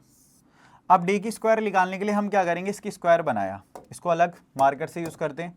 1 हो गया, 1 हो गया, और ये कितना हो गया, 25 हो गया, ये कितना हो गया, 4 हो गया, ये 4 हो गया, ये 4 हो गया, और ये 1 हो गया। अब इसका टोटल कर लेते हैं। अब टोटल अगर हम करें तो हमारे पास कितना बनेगा, ये 12 13 14 15 15 15, और ये कितना हो गया भाई, D की स्क्वायर बन गया 40। कितना बन गया, 40। क्लियर इतनी बात। चलो अब फॉर्मूला हमने क्या पढ़ा था भाई, फॉर्मूला को देखते हैं हम जरा। RS1 -6 समीशन ऑफ D की स्क्वायर अपॉन में n की क्यूब माइनस का n। बात क्लियर है, ये फॉर्मूला बन गया। अब इस फॉर्मूले को पूरा अगर सॉल्व करें तो देखो 1 का 1 लिखा, इसका जो पूरा समीशन है वो कितना आ रहा है बेटा, 40 है। चलो कर लिया। इसके बाद n की क्यूब, n कितना है हमारे पास, ये देखो 7 थे, 7 की क्यूब माइनस का 7। ठीक है, तो कितना होगा, 1 माइनस का, अगर इसको इससे करा तो 24। ठीक है, और ये कितना करा हमारे पास, 2 4 3 होता है, मतलब 3 4 3 होता है, माइनस का 7 करा, तो 1 माइनस 240 डिवाइडेड बाय 336। क्लियर है। अब इसको पूरा सॉल्व करते हैं हम। अगर पूरा कंप्लीट करें तो कैसे बनेगा हमारे पास, 1 माइनस 240 डिवाइडेड बाय 336। ठीक है, अब इसको डिवाइड करते हैं। देखो डिवाइड किससे होगा भाई, अगर डिवाइड करना चाहे तो हम 4 से करते हैं। देखो 6 0। ठीक है, 4 से काटा, 8 पर गया, ये 1 इधर कैरी लग गया, तो कितना हो गया, 4। अगर अभी भी 4 से कट जाएगा, ये 15 पर गया, और ये कितने पे गया हमारे पास, हाँ 21 पर। इसको 3 से काटा, 5 हो गया, और ये कितने पे गया, 7 पर, तो 1 माइनस 5/7 हो गया। अगर इसको सॉल्व किया जाए तो कितना होगा हमारे पास, 0.5 हाँ 0.7749, ठीक है, 1 हो गया, 1 कैरी लग गया, लगभग 15 आ गया। अगर 15 हो गया तो हमारे पास आंसर क्या होगा, 1 में से अगर 0.75 गया तो हमारे पास आंसर होगा 0.85। ये हमारे पास कोरिलेशन बन जाता है। बात क्लियर है बेटा, ये बन गया हमारे पास कोरिलेशन। तो ये पर हमारे सिर्फ क्या बनेगा, पॉजिटिव बनेगा। क्या बनेगा, पॉजिटिव। परफेक्ट जब होता है जब हमारे पास +1 हो जाता है। ये पॉजिटिव तो दिखा रहा है, ठीक है, तो ये पॉजिटिव में आया, तो रैंक्स आर गिवन। अब आगे बढ़ते हैं। अब है when ranks are not given. चलो अब दूसरा टाइप कौन सा हो गया, when ranks are not given. तो कंफ्यूज होने वाली बात नहीं है। अब आप देख रहे हो इसमें नंबरिंग क्या है, 1 से तो स्टार्ट नहीं हुई है, तो यानी कि हम इसे क्या नाम दे सकते हैं बेटा, when ranks are not given. Clear है। तो आप इसे असेंडिंग या डिसेंडिंग ऑर्डर में पहले रैंक दो। क्या दोगे बेटा, रैंक दोगे। तो मैंने इसे पहले असेंडिंग ऑर्डर में, मैंने क्या करा, इसे असेंडिंग ऑर्डर में रैंक्स दी, ठीक है। रैंक अब हम लिखते हैं बेटा, अब रैंक सबसे छोटा नंबर 1। बेटा थोड़ा देखते रहना कुछ हो ना जाए, ठीक है। 2 हो गया, इसके बाद 3 हो गया, फिर 4 हो गया भाई, कुछ मिसिंग ना रह जाए भाई, 4 हो गया, इसके बाद 5 ये हो गया, ठीक है, इसके बाद 6 ये हो गया, ठीक है, 7 ये हो गया, और कौन सा रह गया, ओहो 7 7 7 7, 8 ये हो गया, 9 ये हो गया, और 10 ये हो गया, ठीक है। चलो बहुत बढ़िया, सारे नंबरिंग हो गए। अब इसमें नंबर सबसे छोटा भाई 1 2 3 4, ठीक है, और 4 4 4 5 6 6 6 6 6 6 6 6 6, फिर है 7, ठीक है, 8, ठीक है, 9, और ये बन गया 10। ये लिखते हैं R2। बात क्लियर है। फॉर्मूला सेम वही लगेगा दोनों में, रैंक्स आर गिवन और रैंक्स आर नॉट गिवन में, ठीक है। चलो इसके बाद D को निकालोगे तो R1 में से R2 को माइनस करना है, ठीक है। चलो इसके लिए मार्कर चेंज करते हैं। अब क्या करना है, इसमें से इसको माइनस करो तो -3, इसमें से इसको करा तो ये 9 है, ये भी हमारे पास 9 था तो 0 हो गया। चलो ठीक है, इसको इससे करा तो +3 हो गया, इसको इससे करा तो 0 हो गया, इसको इससे करा तो -3 हो गया, इसको इससे करा तो हमारे पास क्या हो गया, -3 हो गया। अब इसमें से इसको करा तो +6 हो गया, और ये +2 हो गया, ये क्या हो गया, +1 हो गया, और ये कितना हो गया, -3, ठीक है। क्लियर है। अब हमें D की स्क्वायर निकालना है। क्या निकालना है, D की स्क्वायर। अब D की स्क्वायर निकालने के लिए हम क्या करेंगे, इसकी स्क्वायर करा तो 9 0 9 0 9 9, और ये कितना होगा 36, और फिर इसके बाद क्या हो गया 4, और 4 के बाद हमारे पास हो गया 1, फिर हो गया हमारे पास कितना 9, ठीक है। अब सबका सबमिशन करना बहुत जरूरी है भाई, सबमिशन करना अभी तो सबसे बड़ा टास्क है। देखो जरा, अब हमें क्या करना है, इस टास्क को कंप्लीट करते पहले। 9 9 और 9 9, 36 हो गया भाई, और ये भी 9, 5 बार 9 है तो 45, तो मैं इधर से लिख लेता हूँ। क्लियर है। 45, और हमारे पास कितना हो गया ये, और टोटल मिलाकर ये कितना हो गया 45 और ये 40, कितना बन गया हमारे पास 85, कितना हो गया 85। बात क्लियर है, कितना बन गया 85, ठीक है। कितना बन जाता है हमारे पास 85, टोटल टोटल टोटल, अच्छा ये 41 होगा बेटा, कितना होगा 41 हो गया, तो 86 हो गया, कितना हो गया 86। चलो ठीक है, अब करते हैं वही अपना फॉर्मूला भाई, कौन सा, RS1 - 6 समीशन ऑफ D की स्क्वायर अपॉन में n³ - n। क्लियर है। अब क्या करना है, n की वैल्यू पहले 6 मल्टीप्लाई, अब इसकी स्क्वायर कितना है 86 है, चलो ठीक है भाई 86 डिवाइडेड बाय n कितना है भाई 10 है हमारे पास, 10 नंबर है, माइनस का 10 करा। अब इसे सॉल्व करते हैं आगे, कितना बनेगा भाई 1, अब इसको इसे करा तो 6 पर ये गया, 6 पर, और ये चलो ठीक है ये आ गया, और ये इसमें से करा तो 1000 की, क्योंकि 10 की क्योंकि होगा 1000 - 10, यानी कि 1 माइनस का 516, और ये हो गया ये। अब देखो इससे काटो जरा, इसे डिवाइड करें तो डिवाइड कितने पे जाएगा भाई, डिवाइड डिवाइड डिवाइड 3 से चले जाएगा भाई। चलो 3 से डिवाइड करते हैं, पहले समझो।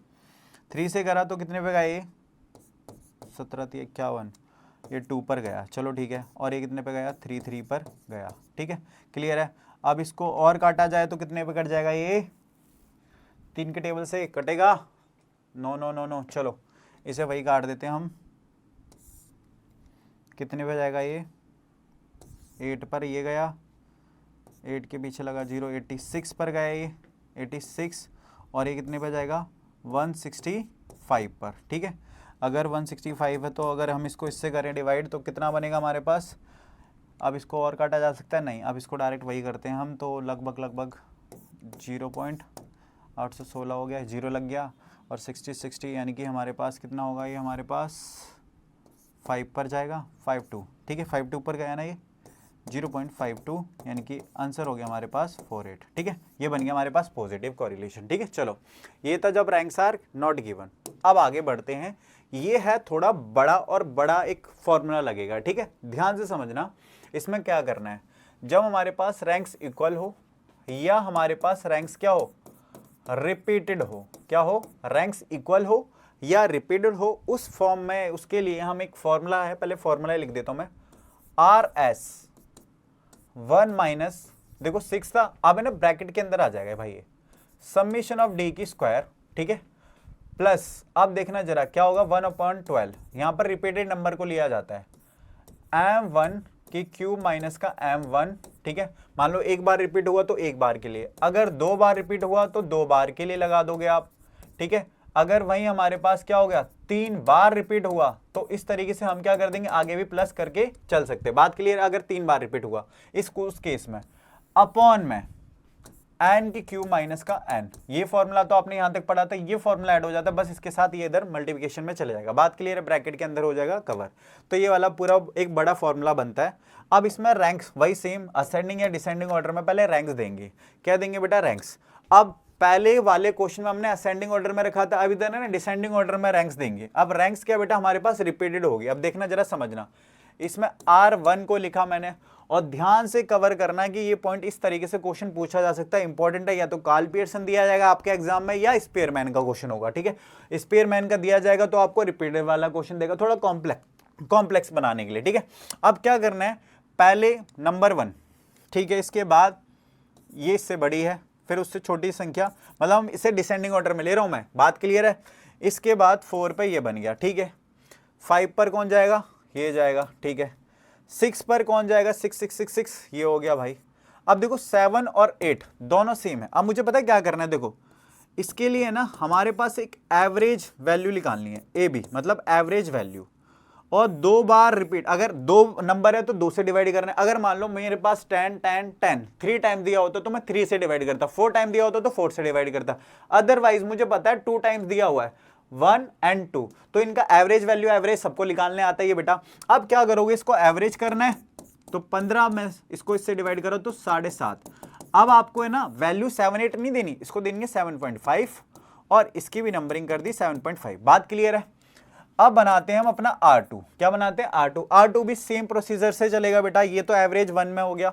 अब इसमें क्या करना है, हमें सबसे बड़ी वैल्यू 1, उसके बाद 2, 17 तो नहीं है, 3, इसके बाद 4, इसके बाद हाँ 5 और 6। अब देखो कैसे लेंगे हम, तो इसकी एवरेज वैल्यू हम 5 और 6 है, कितनी है 5 और 6, तो मैंने अब हमारे पास क्या है 5 और 6, मैं ऐसे लिखूंगा 5 और 6, यही तो बनना चाहिए था इनमें से 5 या 6, तो 11 है, इसको इससे करा तो 5.5, कितना हो गया 5.5। अब मैं क्या लिखूंगा, इधर भी 5.5 और इधर भी 5.5। अब देखो 5 और 6 है, आगे बढ़ेंगे, अब ऐसे नहीं 6 काउंट करूं मैं, उसके बाद करूंगा 5 और 6 हो गया, अब अगला 7 होगा और ये बन जाएगा 8, क्लियर है। ये सेम प्रोसीजर आपको, बस सिर्फ इसमें आपको एवरेज वैल्यू निकालनी है, तो आपको इस तरीके से, और मैंने बता दिया अगर 3 बार रिपीट हुआ है तो 3 से डिवाइड करोगे, अगर इसमें अभी 2 बार एक और बढ़ जाता तो एक और हमें एक और यही 1/12 लगाकर एक और m3 बढ़ा देता, m2 तक चला, m3 भी हो सकता था, m4 भी हो सकता था, ये डिपेंड करता है क्वेश्चन कैसा है।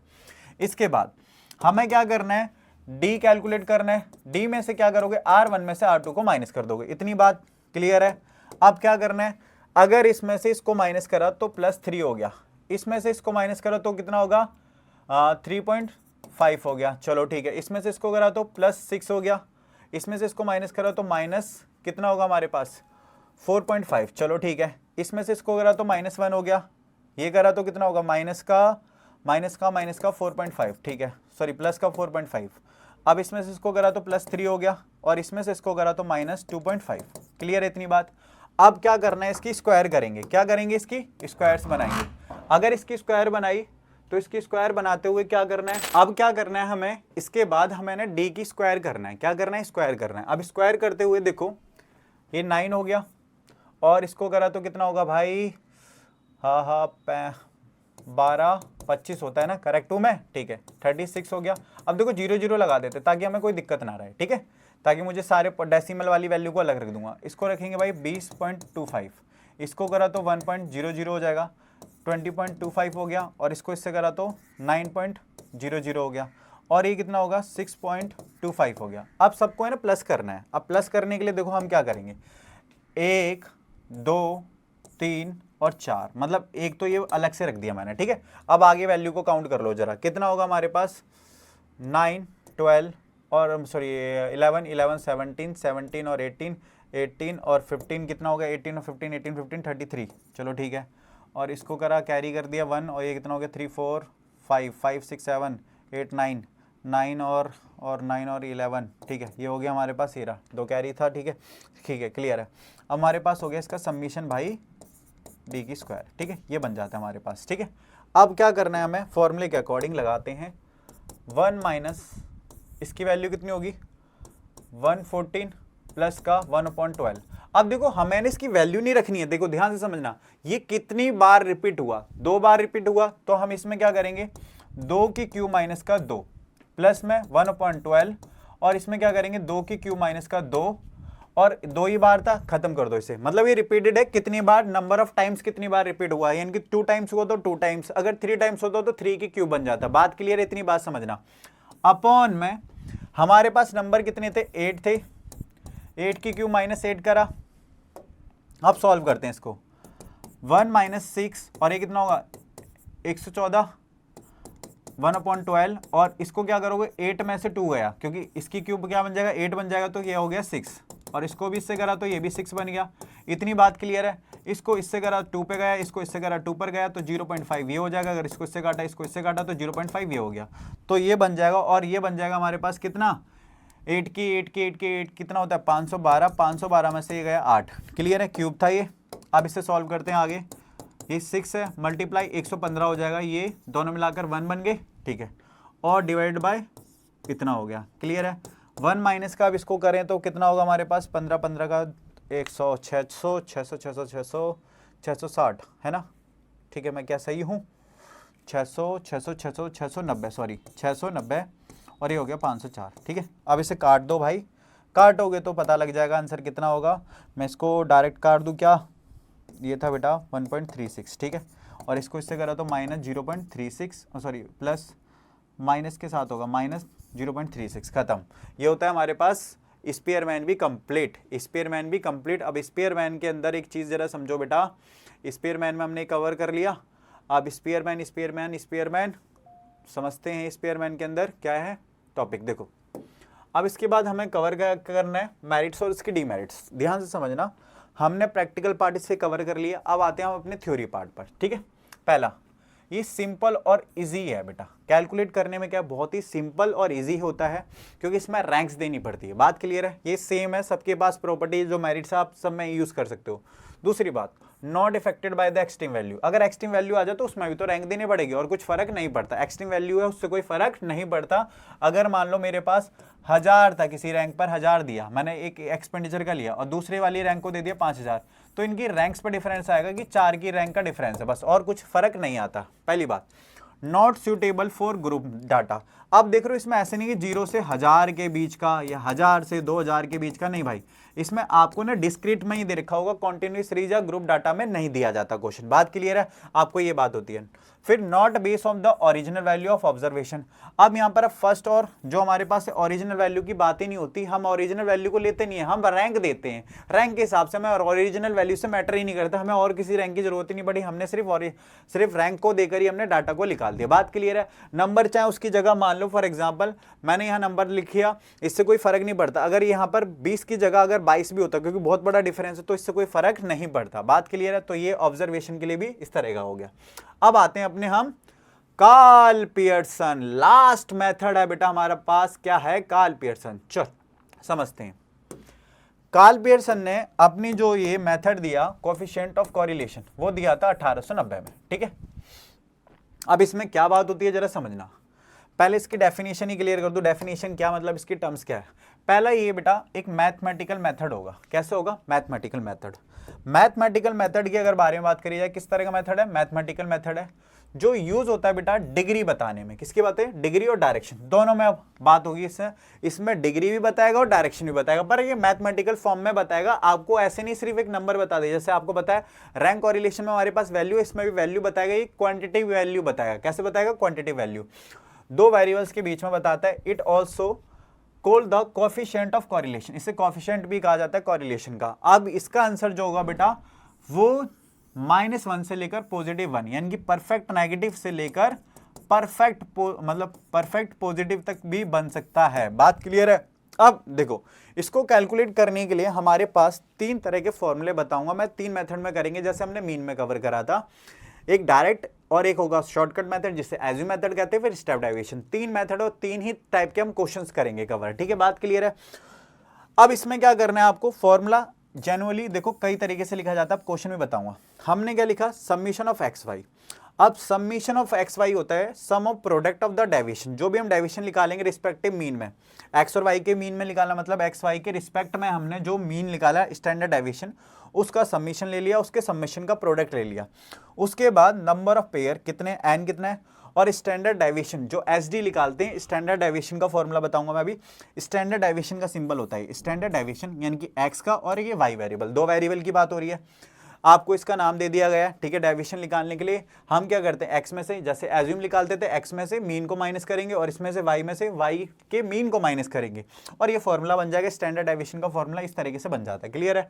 अब देखो, फॉर्मूला आपसे क्वेश्चन बनता है, हालांकि हम जो क्वेश्चन सॉल्व करेंगे सिर्फ इस वाले फॉर्मूले को लगा के ही करेंगे, हालांकि इसको अलग अलग तरीके से ब्रॉडर तरीके से एक्सप्लेन किया गया है। ठीक है, हम करेंगे इस तरीके से, बस आपको पता होने चाहिए। देखो, फॉर्मूला एक्चुअल में ये पढ़ा था कार्ल पियर्सन के लिए, आर के से प्लॉट करते हैं।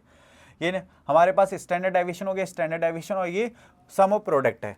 अब इसको ये लिखा जाए तो सेम ऐसे लिखा जा सकता है। इस फॉर्मूले को ऐसे उठा लिया मैंने। अब ये अगर अपॉन में लाया जाए तो 1 रेसिप्रोकल हो जाएगा, ये भी रेसिप्रोकल हो गया।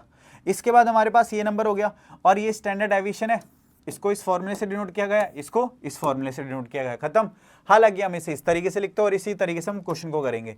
यानी कि इसका हमने पहले मीन निकाल लिया और इसका हमने डेविएशन मतलब इसकी स्टैंडर्ड डेविएशन निकाल लिया इस तरीके से, और इसके डेविएशन में निकाल लिया, ये रखा खत्म। इसकी स्क्वायर कर देना बस। ये आप करेंगे हम इसको तरीके से क्वेश्चन से। अब देखो एक क्वेश्चन बताता हूं मैं आपको, यानी क्वेश्चन पूछा जाएगा मैंने फॉर्मूले क्यों बताया इतने, हालांकि हम करेंगे वही एक टाइप इसी तरीके के फॉर्मूले को, पर आपको सारे पता होने चाहिए कि देखो एक्सपेंडेड फॉर्म में बनाया गया उसे।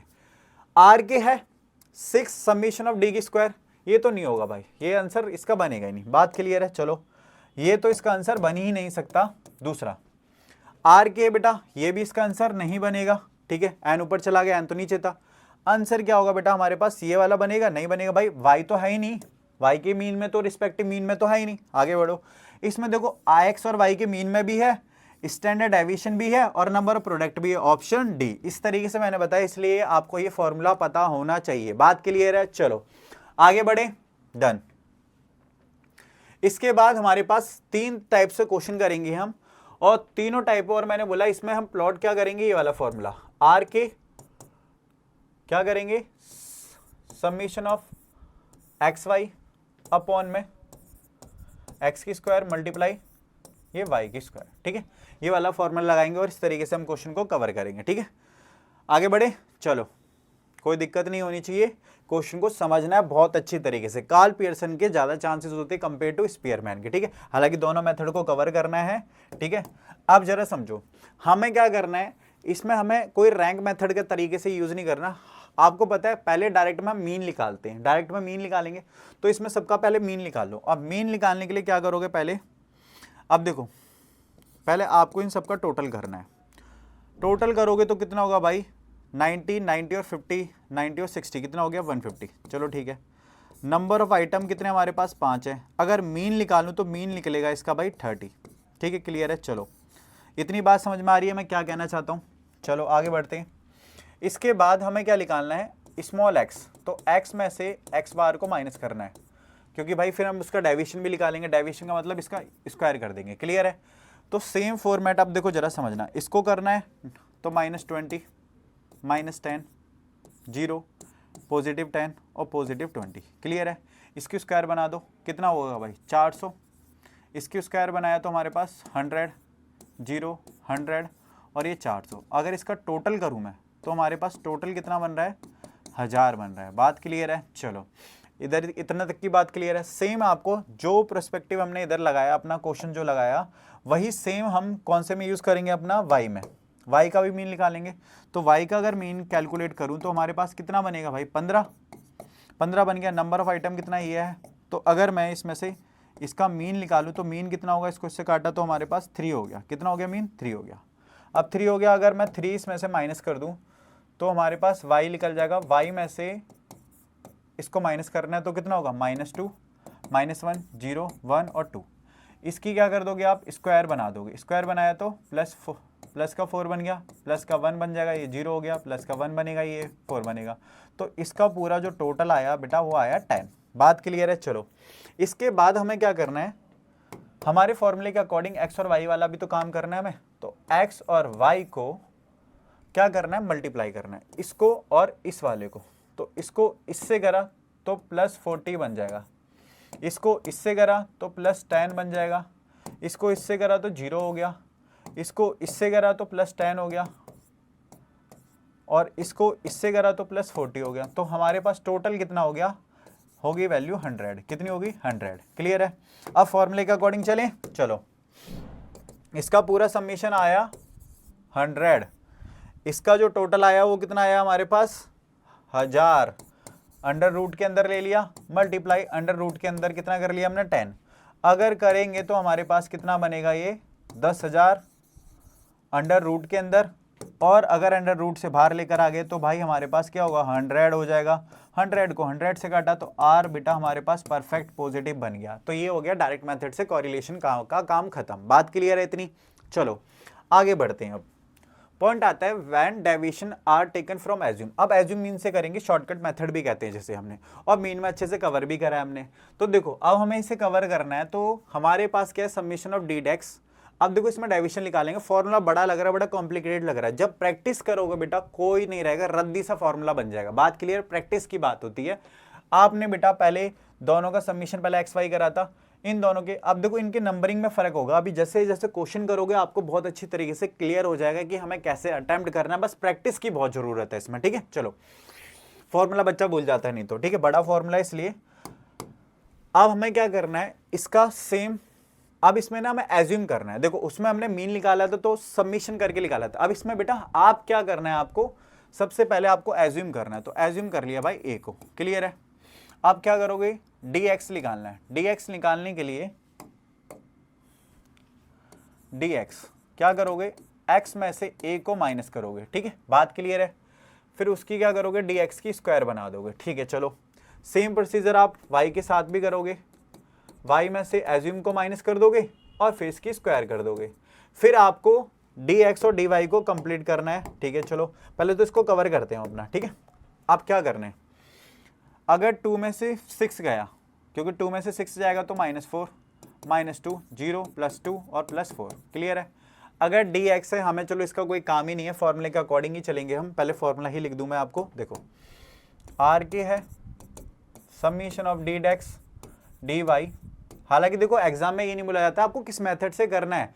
अगर ना आए, देखो सिंपल सी बात है, अगर मेथड आ जाए तो मेथड पता होना चाहिए। एग्जैक्टली कुछ नहीं है तो नो। आपसे जैसे मैंने बोला तो अभी फॉर्मूला किस में आ गया, हमने लगाया तो एक ही फॉर्मूला ना डायरेक्ट में, हालांकि मल्टीपल एक्सपेंडेड फॉर्म में लिखा गया है क्वेश्चन को। फिर भी हमारे पास अगर एमसीक्यू की फॉर्म में आ गया तो हमें फॉर्मूला तो पता होना चाहिए। बाकी अगर एग्जाम में थोड़ा सा कॉम्प्लेक्स बना दिया जाए, स्कूल का पेपर है भाई, आपको पता है बोर्ड तो नहीं दे रहा तुम्हारा, आपके स्कूल में सेट हो रहा है पेपर, कई पब्लिक जो प्राइवेट स्कूल होते हैं, तो इस वजह से हमें जो पेपर की जो क्वालिटी है वो इस तरह की रखनी है कि हमें सारा टाइप आना चाहिए। बात क्लियर है? चलो इसके बाद हमने क्या करना है, फिर समीशन ऑफ डी डेक्स और multiply summation of D Y. Clear है? अपॉन में क्या कर दिया भाई, एन कर दिया, ठीक है? चलो हालांकि ब्रैकेट नहीं लगाता तो भी काम बन जाता। फिर क्या करोगे भाई, डी एक्स की square minus D x upon में क्या करोगे, इसकी होल स्क्वायर बना दोगे। क्लियर है? ठीक है? हमने क्या करा था, होल स्क्वायर करा था, ठीक है? और अंडर रूट के अंदर ले लोगे, ठीक है? सेम y के साथ भी करोगे भाई। क्या करना है, डी वाई की स्क्वायर माइनस का डी वाई की होल स्क्वायर अपॉन में n कर दिया, ठीक है? चलो इसके बाद हमें सॉल्व करना है डी वाई को। इसमें भी एज्यूम कर लिया भाई, 6 कर लिया एज्यूम, चलो कोई दिक्कत नहीं है। अब ये उल्टा हो जाएगा, देखो 10 में से क्या होगा बेटा हमारे पास पॉजिटिव, पॉजिटिव 0, नेगेटिव, हाँ नेगेटिव हो जाएगा 4, ठीक है। अब इसका क्या करना है, इसका स्क्वायर बनाओगे, अब स्क्वायर भी तो बनाना है भाई, दोनों के स्क्वायर तो हमने बनाए नहीं, चलो स्क्वायर भी तो बनाए। ये होगा भाई 16, ये होगा 4, ये होगा 0, ये हो गया 4, ये हो गया हमारे पास 16, क्लियर है। तो इन सब का जो समीशन आएगा वो आएगा हमारे पास कितना 40, ठीक है, बात क्लियर है। चलो 40 भी तैयार हो गया। अगर इसका समीशन निकालोगे तो हमारे पास कितना बनेगा भाई 0। अब सेम इसमें क्या करोगे, डी वाई बनाया तो हमारे पास क्या बनेगा 0, क्लियर है। पॉजिटिव है और नेगेटिव है, पॉजिटिव नेगेटिव से कट जाएगा, 16 हो गया, 4 हो गया, 0 हो गया और ये 4 हो गया, हट जाता है आपको पता ही है। तो बेटा पॉजिटिव बन गया, तो ये बन गया हमारे पास 40, क्लियर है। चलो इसके बाद है ना हमें क्या करना है, इसके लिए मैं मार्कर चेंज करूंगा, डी एक्स और डी वाई को मल्टीप्लाई करना है। डी एक्स को और डी वाई को मल्टीप्लाई करोगे, इसको इससे करा तो भाई 16, इसको इससे करा तो 4, इसको इससे करा तो 0, इसको इससे करा तो 4, इसको इससे करा तो मल्टीप्लाई 16, तो टोटल मिलाकर कितना हो गया भाई, ये भी हमारे पास 40 हो गया। कितना हो गया 40, ठीक है। ये सारा 40 40 40 40 ऐसे इस तरीके से बन जाएगा। अब देखो फॉर्मूले में लगाते हैं हम, फॉर्मूले में कोई रोड़ा ज़्यादा नहीं लेना हमें। देखो इसका पूरा जो टोटल बनता है हमारे पास डी एक्स और डी वाई कितना हो गया 40, माइनस का इसका क्या करना है, डी एक्स हमारे पास कितना है 0 है। देखो ये वाला डी एक्स है, ये याद रखना, 0 मल्टीप्लाई 0, नंबर ऑफ आइटम कितना बेटा 5 है, अपॉन में क्या करोगे डी एक्स की स्क्वायर। अब स्क्वायर वाला ये वाला पॉइंट है, याद रखना, 40 माइनस का इसकी स्क्वायर करोगे तो 0 की स्क्वायर -5, सेम पोर्शन में क्या होगा बेटा हमारे पास 40, वाई है, वाई हमारे पास ये गया 0, 0 की स्क्वायर करा और अपॉन में लगा दिया 5, ठीक है, क्लियर है। अब इसे अगर मैं सॉल्व कर दूं तो ऊपर का तो भाई 40 का 40 बन गया, ये √40 और ये √40, अगर मैं रूट से बाहर निकाल के लेकर आऊं तो 40 का 40, तो आर की वैल्यू होगी बेटा +1, क्लियर है। ये बन गया हमारे पास कौन सा, एज्यूम मेथड से, ठीक है। अगला लास्ट हमारे पास आता है जब स्टेप डेविएशन कैसे देखो हमारे पास, when step deviation are taken, आर के हमारे पास है डी एक्स डैश और डी एक्स वाई है और हमारे पास इस तरह का फॉर्मूला है। अब देखो क्या करना है इसमें, देखो फॉर्मूले में ना सिर्फ डैश जुड़ जाता है और कुछ फर्क नहीं है। आपने पहला एज्यूम वाला फॉर्मूला पढ़ा, इसमें D dash dash D Y dash, ठीक है, क्या करोगे multiply D X dash multiply D X Y dash upon में एन कर दिया, ठीक है, डिवाइडेड बाय, इसमें क्या करोगे डी एक्स डैश का स्क्वायर कर दिया और फिर क्या करना है multiply D X dash one dash का क्या कर दिया स्क्वायर अपॉन में क्या लगा दिया, ओ सॉरी एन लगाना है, ठीक है। ऐसे ही मल्टीप्लाई करके वाई का बना दो तो वाई का क्या बनेगा, वाई की स्क्वायर का ये बन गया स्क्वायर बन गया और इसका होल स्क्वायर बनेगा, डी वाई डैश की होल स्क्वायर बन गया और अपॉन में एन लगा दिया, ठीक है। ये पूरा फॉर्मूला बनेगा। पहले हम इसे सॉल्व करते हैं, देखो इसमें भी वही करेंगे हम, पहले डी एक्स निकाल देंगे तो x माइनस ए करा, एज्यूम हमने ये ले लिया तो हमारे पास कितना बनेगा -20 -10 0 10 और ये कितना हो गया 20, तो हमारे पास डी एक्स कितना बन गया, हमारे पास 0 बन गया। अब हमें डी एक्स डैश निकालना है, ठीक है, तो हम क्या करेंगे इसका डैश निकालना है, तो डैश निकालने के लिए क्या करोगे इसकी स्क्वायर बना दो, सॉरी क्या करोगे डी एक्स को है ना कॉमन डिफरेंस से डिवाइड करते हैं, इसको निकालने के लिए हम इससे कॉमन डिफरेंस से डिवाइड करेंगे, किससे करेंगे कॉमन डिफरेंस से डिवाइड करेंगे, हाँ क्या करेंगे कॉमन डिफरेंस से डिवाइड करेंगे। अब देखो इसको कैलकुलेट करें तो देखो कैसे निकालते हैं, D x divided by common difference. अब कॉमन डिफरेंस क्या दिख रहा है 20 का, तो -2 -1 0 1 और ये 2, ठीक है। इसके बाद क्या करना है इसकी स्क्वायर बनाना है भाई, इसकी स्क्वायर बनाना है तो 4 1 0 1 और ये कितना हो गया 4, ठीक है।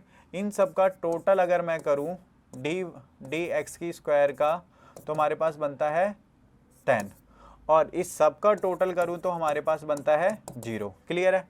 अब सेम हमें y में करना है, y में भी क्या करोगे डी वाई निकालना है तो y में से a को माइनस करना है, तो क्या करा हमने 60 कर लिया तो -40 हो गया -20 हो गया और ये कितना हो गया 0 हो गया और 60 में से सॉरी 40 में से गया पॉजिटिव था, ये ऊपर वाला तो सारा पॉजिटिव होगा ना, y में से गया तो कितना होगा हमारे पास ये पॉजिटिव -20 -60, ठीक है -40।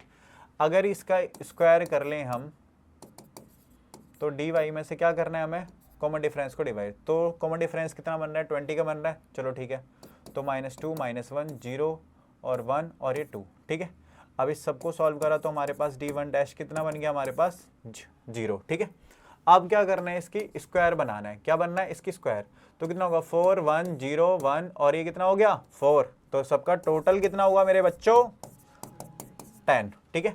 अब इसको क्या करना है हमें, d डैश x और dy डैश को हमें क्या करना है मल्टीप्लाई करना है, ठीक है।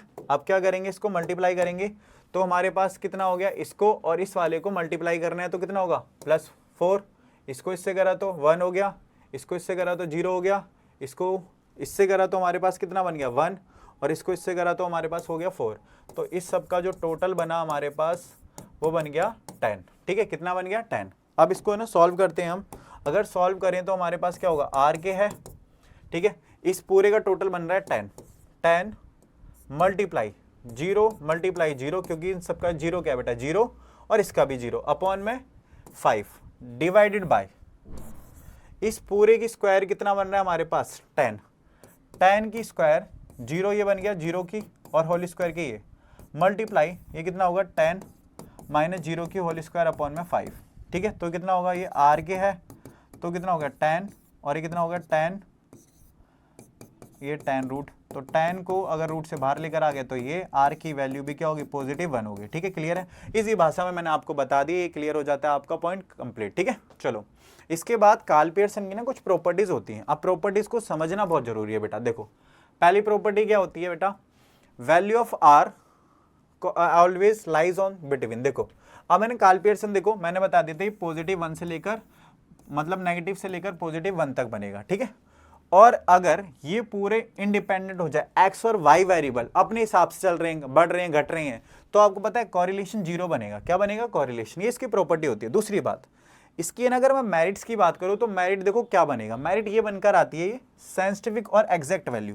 देखो बेटा साइंटिफिक और एग्जैक्ट वैल्यू हमें पता लग रही है कि हमारी वैल्यू क्या आ रही है, बिल्कुल एग्जैक्टली आंसर दे रहा है हमारे पास, ऐसे नहीं बता रहा सिर्फ पॉजिटिव और नेगेटिव नेचर नहीं बता रहा, उसके अलावा एग्जैक्ट वैल्यू डायरेक्शन भी दिखा रहा है और डिग्री भी दिखा रहा है कि पॉजिटिव है नेगेटिव है और किस तरह की डिग्री बन रही है। बात क्लियर है। मोस्ट कॉमनली जो यूज होता है, मैंने बोला जो स्टैटिकल स्टडी की जाती है वो इसी मेथड से की जाती है ज्यादातर, ठीक है। इसके बाद इंडिपेंडेंट ऑफ यूनिट, यूनिट पे इंडिपेंडेंट है, अगर सेंटीमीटर लग जाए या मीटर लग जाए उससे तो कोई फर्क नहीं पड़ेगा ना, सिर्फ आंसर में यही तो लिखना है आपको। लिखना तो वही है कोरिलेशन पॉजिटिव नेगेटिव, इसमें सेंटीमीटर और मीटर से कोई फर्क नहीं मिलता, ठीक है। डिफिकल्टी, देखो डिफिकल्ट कैलकुलेशन भाई बड़ा कॉम्प्लेक्स है, अगर आप एज्यूम लगाओ और स्टेप डेविएशन फॉर्मूला याद नहीं रहेगा, डिफिकल्ट है। अफेक्टेड बाय एक्सट्रीम वैल्यू, अगर एक्सट्रीम वैल्यू जुड़ जाए तो भाई आंसर भी गलत हो सकता है। लीनियर कोरिलेशन, नॉन लीनियर को नहीं बता रहा, सिर्फ लीनियर को बताता है जिसमें मैंने बोला कांस्टेंट रिलेशन दिख जाए। बात क्लियर है।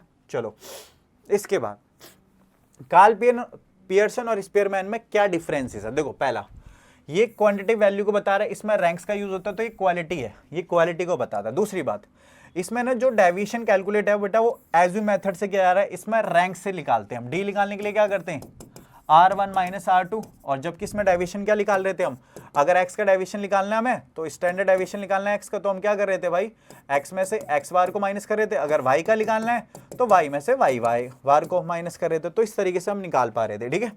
अब ये क्या होगा, ये मोर इंपॉर्टेंस होती है बेटा एक्सट्रीम वैल्यू, अगर एक्सट्रीम वैल्यू जुड़ गई तो भाई एक्चुअल डाटा बिगड़ जाएगा। इसमें क्या होगा बेटा रैंक से, अगर एक्सट्रीम वैल्यू की इंपॉर्टेंस इतनी ज्यादा नहीं होती, इसमें रैंक है, जैसे मैंने बोला 20 है, 28 के बाद मैंने 20 लिख दिया, वो सेकंड हाईएस्ट वैल्यू थी, अगर 22 भी हो जाए तो भी सेकंड हाईएस्ट रहेगी, तो इससे कोई ज्यादा फर्क नहीं पड़ेगा।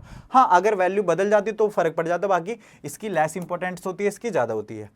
अब इसी के साथ हमारा कोरिलेशन कंप्लीट हो जाता है, आपका 6 से 7 मार्क्स कवर हो जाते हैं।